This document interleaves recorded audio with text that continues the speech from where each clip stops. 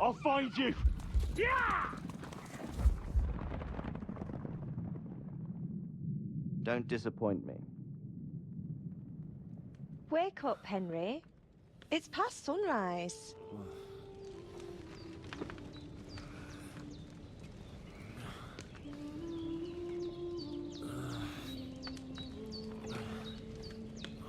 Hallelujah. I thought you'd never wake. Were you having a nightmare?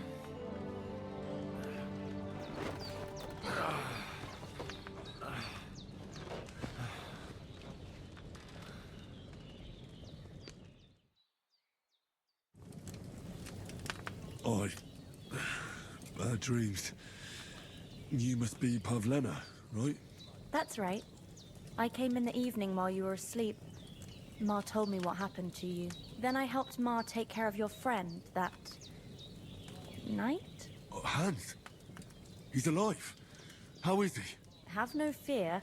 He's alive, all right. Maybe too alive. Ma knows what she's doing, and that's the truth. I reckon she could bring the dead back to life. She said she dosed you with the strongest remedies she knows, and it looks like they did the trick, on that other fella for sure. Since he came to this morning, he hasn't stopped talking.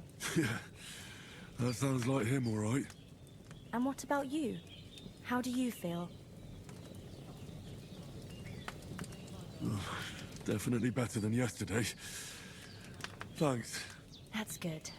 Ma will be glad, but I heard you yelling in your sleep and went to check on you.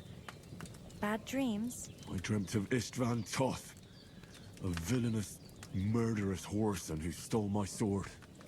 The last memento I had of my father, and I swore to get that sword back and avenge my parents. Oh, that oath must be serious if it even torments you in your sleep. Dreams shouldn't be taken lightly. They can have real meaning, however hard they are to understand. What strikes you as the most important part of your dream?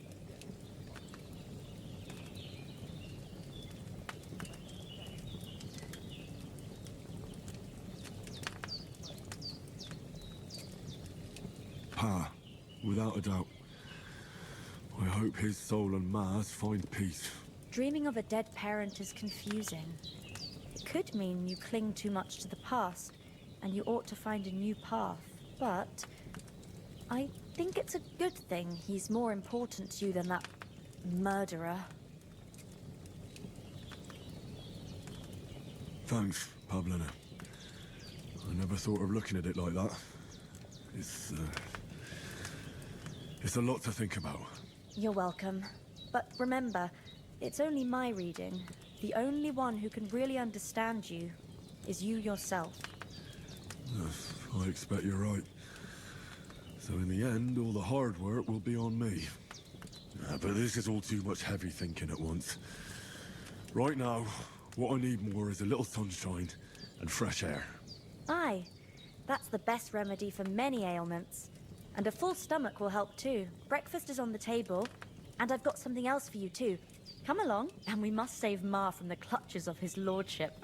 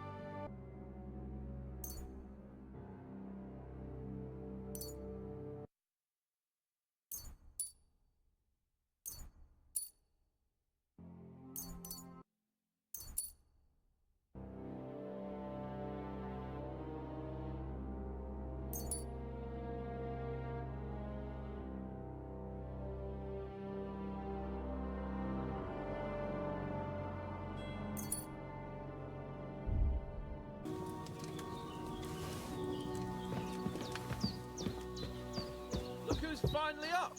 Henry! Come and join us! Good morning, Henry! You have no idea how glad I am to see you.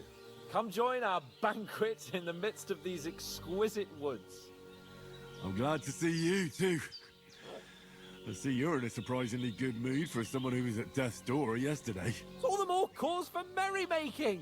Even this water now tastes like the finest wine. Of course. I did bring it all the way from the spring. And for that, I am in your debt, fair maid. And I'm grateful to you too, Henry. Bojena told me what happened here yesterday.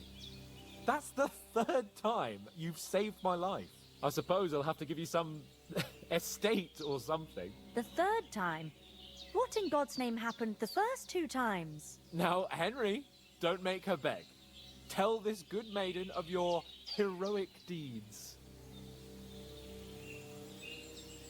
Well, there was this time when me and Hans had, some fisticuffs in the tavern, and for punishment, I had to accompany him on the hunt. And I shot a boar. And made it mad. And when Hans chased after the wounded animal, he got caught by a human patrol. Humans? They come from somewhere in Hungary. Sigismund brought them here to Bohemia as mercenaries. They're a very dangerous bunch. I told you about them, though. The fellas in the tavern in Zheleov were saying there's some foreigners like that camping in the rocks down by the pond. What? It's just what I heard. Whoa, that's all we need. I hope they don't turn up here.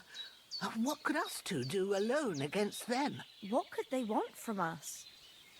But if they did come here to rob us, I'd shoot enough arrows into them to make them think twice. But the thing I want to know is, how did it end up with young Sir Hans? Well, as I said, they took him captive.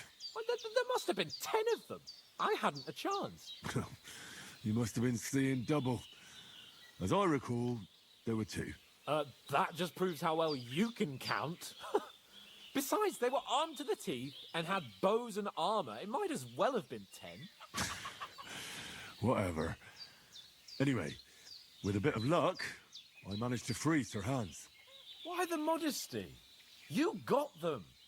Maybe a stroke of luck, but as we know, al dentes. Fortuna juvat. See now, you've finally learned it. What? It's just this kind of motto of ours. Fortune favors the bold. Maybe they're really telling the truth about who they are. Who but a lord or a priest could know Latin? And priests they ain't.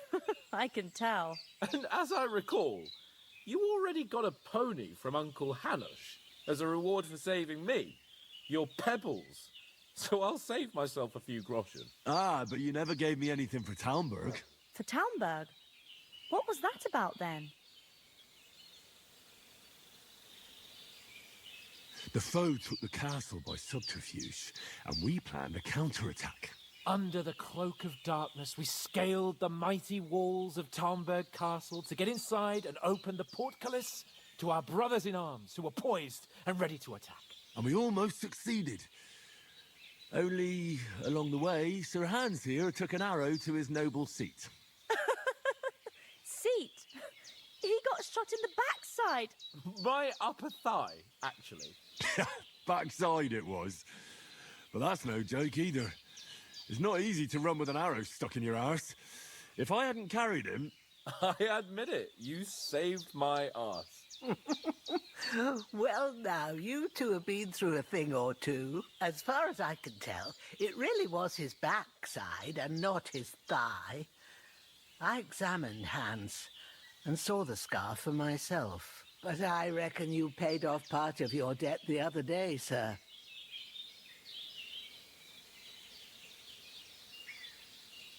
True enough. Hey, how did you manage to get the best of that cutthroat the other night when you hauled me here?